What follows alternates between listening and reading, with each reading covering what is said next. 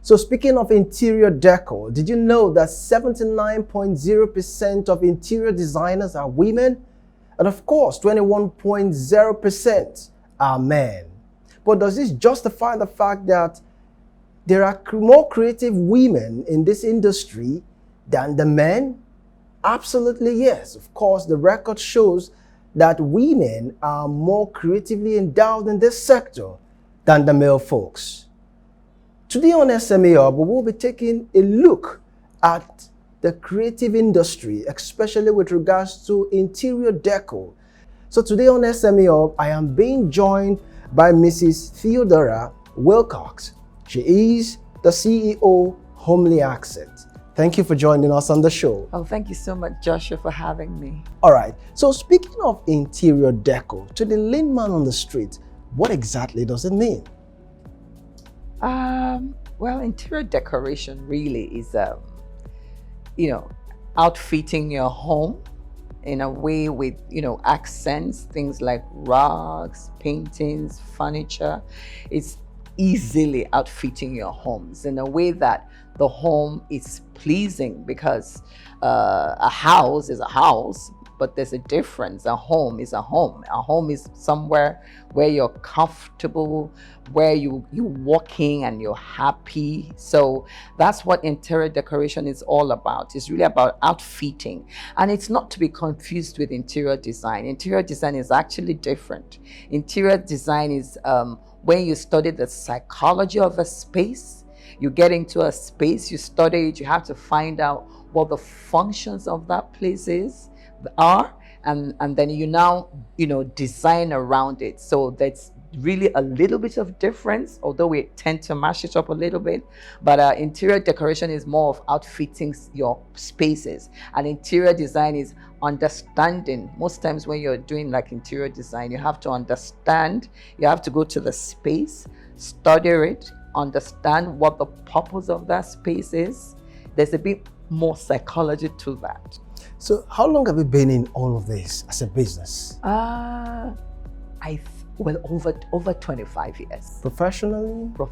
Well, would I call it professionally? Yeah. In the sense that, like everybody else, I started small. Okay. But I've come to a place where I can use the word professionally, I guess. Okay. So being in this business for the past 25 years, there's always a start. How was it like when you started in terms of personal financing? For me, every business, the greatest currency is passion. So I didn't start off doing it. I was doing something else. I was doing some other business. I used to go to, travel and bring in clothes, but I'd always had this inborn thing for the home. Even, as a little girl, I would buy. You wouldn't believe that when I was like university, I bought my first blender, and so I think it's just something I was born with. So for me, my currency was the passion. So I started off very small, I will not lie to you. And I'm saying this because it would be unfair to throw out a figure, because it will make it seem like, especially it's a no-go area. Yeah, it's a no-go area, especially with, the environment we live in. It would be nice to encourage young people to know that it's okay to start small. So if I tell you, I started this business with $100. Can you say that again? Yes, and I tell everybody, I started it with $100. That's like, what year? As far back as, like when it's 1990 or two, it's been a while, but honestly, I started with $100.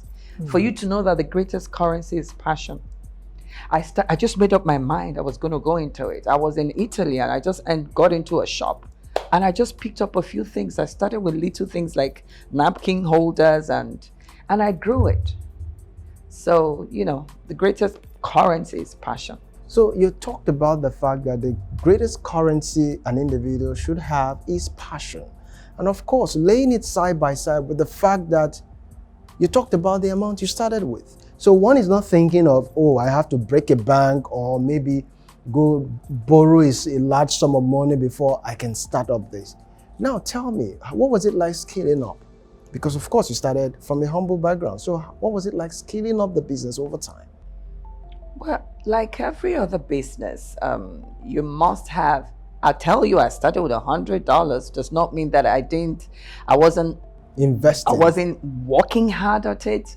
So every business, I believe, has like a plan. You know what I mean? You know what you want, you know where you're going, and the end goal is to, be big and everything. But in terms of scaling it, it's the natural route of scaling every other business.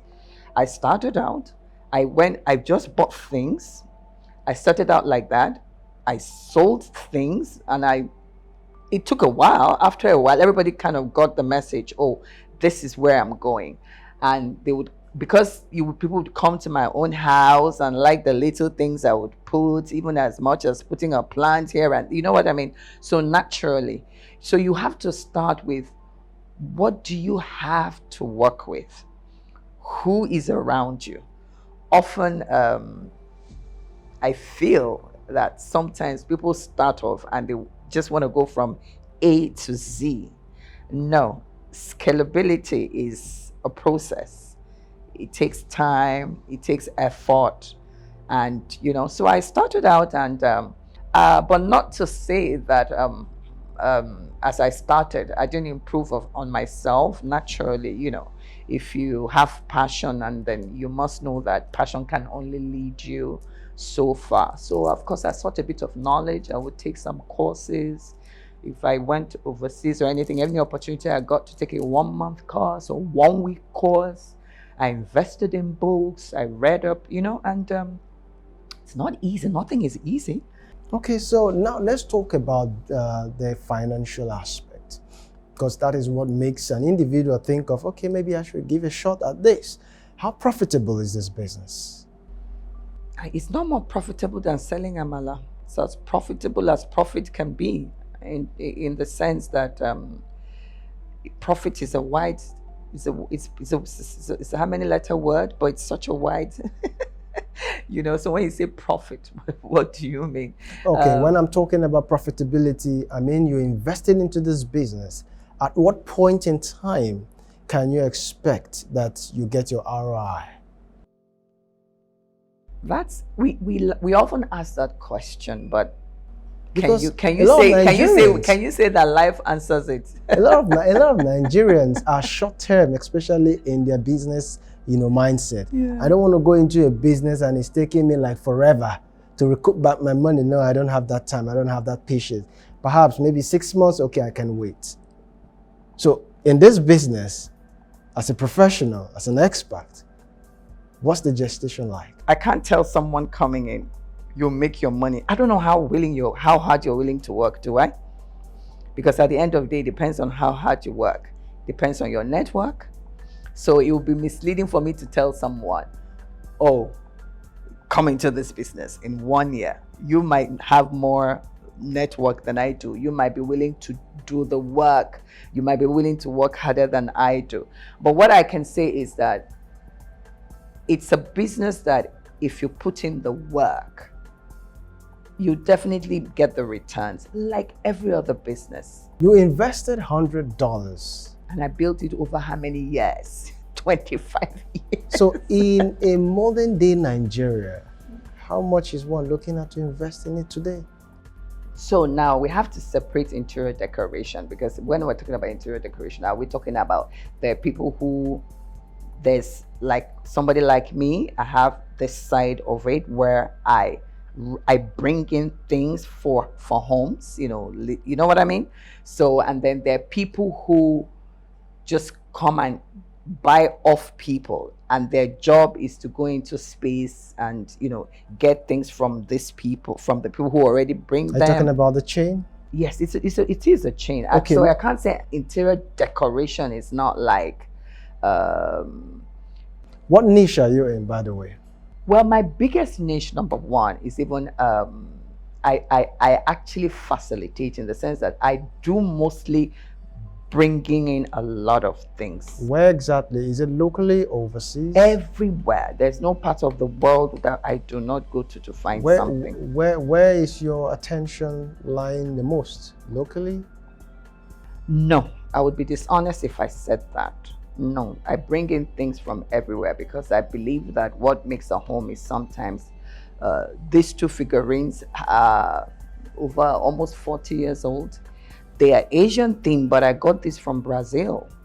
You know what I mean? So you can't have look. I'm happy what's going on these days because now there's emphasis on local, which we all want. We've been talking so much about the business of interior deco, and of course, our guest here has given us more insight as to how you can make your home very, very attractive and also oozing the breath of fresh air. So let's get into more information about the business. Now you are, an expert in this.